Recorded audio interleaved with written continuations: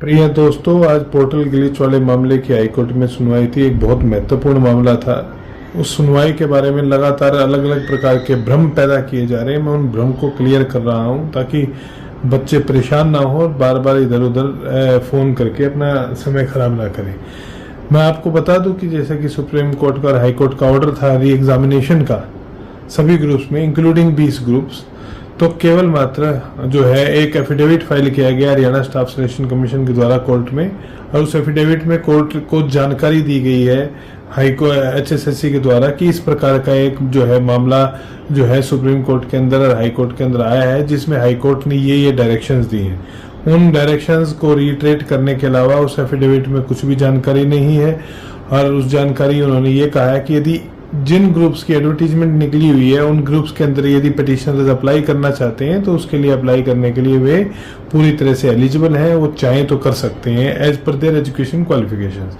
तो इसके अलावा जो है आज कोर्ट के अंदर कुछ नहीं था। और उसके बाद में जो है कोर्ट ने, जैसा कि इस बात की संभावना व्यक्त की जा रही थी कि सारे के सारे मामले डिस्पोज ऑफ किए जाएंगे, डिस्पोज ऑफ ये पिछली डेट पे भी हो जाते, लेकिन ऑर्डर को लेकर के कुछ कंफ्यूजन था। सो कंफ्यूजन को दूर करने के लिए कोर्ट ने 12 तारीख रखी थी, उसके बाद में डिस्पोज ऑफ कर दिए। तो संदेश मैं दे रहा हूं आपको दो, क्योंकि दोनों तरफ के कैंडिडेट्स का मेरे पास में फोन आ रहा है। एक 20 ग्रुप में सिलेक्टेड कैंडिडेट जिनके लिए हम लोग केस लड़ रहे हैं, सबसे ज्यादा वे पैनिक में है कि जैसे HSSC ने आज कोर्ट में ये कहा है कि हम री एग्जामिनेशन लेंगे, तो ऐसा नहीं कहा। ये बिल्कुल पूरी तरह से गलत एंड रॉन्ग बात है। ऐसा कुछ भी नहीं कहा, ना ही ऐसा कुछ लिख करके दिया गया है। HSSC ने केवल ये कहा है कि कोर्ट से उनको डायरेक्शन हुई है कि भी एग्जाम लिया जाए, इसके अलावा कुछ भी नहीं है। वो हुई भी है, उसमें कुछ गलत भी नहीं है। ठीक है, ये मामला रिव्यू में जाएगा, रिव्यू में जाकर के ही क्लियर होगा। तो आपकी नौकरी फिलहाल सुरक्षित है, किसी प्रकार की आपको चिंता करने की जरूरत नहीं है। अब आ जाता है दूसरा संदेश, वो आ जाता है पोर्टल ग्लिच वाले लोगों के साथ में।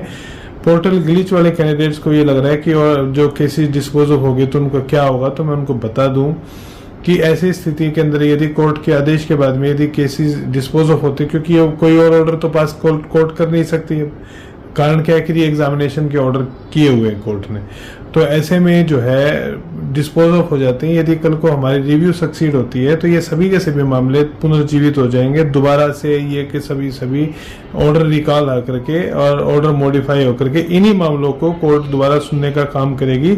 लेकिन हाल फिलहाल जब तक कि इस मामले में रिव्यू सक्सेस नहीं होती, तब तक कोर्ट जो है इस तरह के इन मामलों के ऊपर अपना समय नहीं खराब करेगी।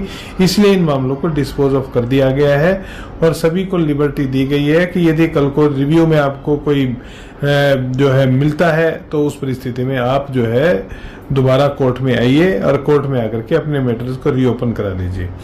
चिंता करने की ना टेक्निकल ग्लिच वालों को जरूरत है, क्योंकि यदि ये जीवित हो जाते हैं सारे के सारे मामले, री एग्जामिनेशन की ऑर्डर जब सेटिस्फाइड होता है तो टेक्निकल ग्लिच का मामला बिल्कुल पूरी तरह से सुलझेगा। चिंता करने की जरूरत नहीं है।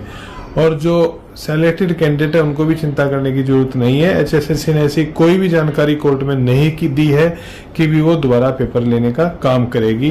किसी भी प्रकार की झूठी और फर्जी अफवाह में मत आइए।